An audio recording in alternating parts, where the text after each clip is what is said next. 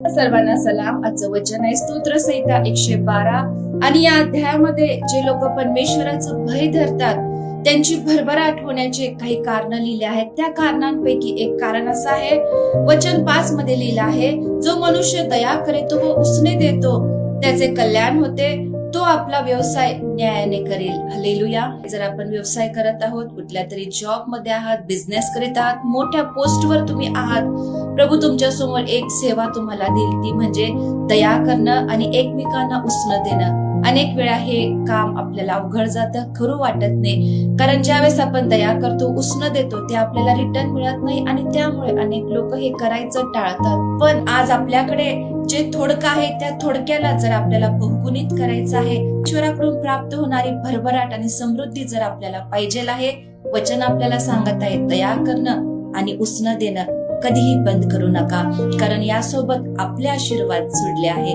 प्रभू या वचनाद्वारे तुम्हाला आणि मला आशीर्वाद देऊ.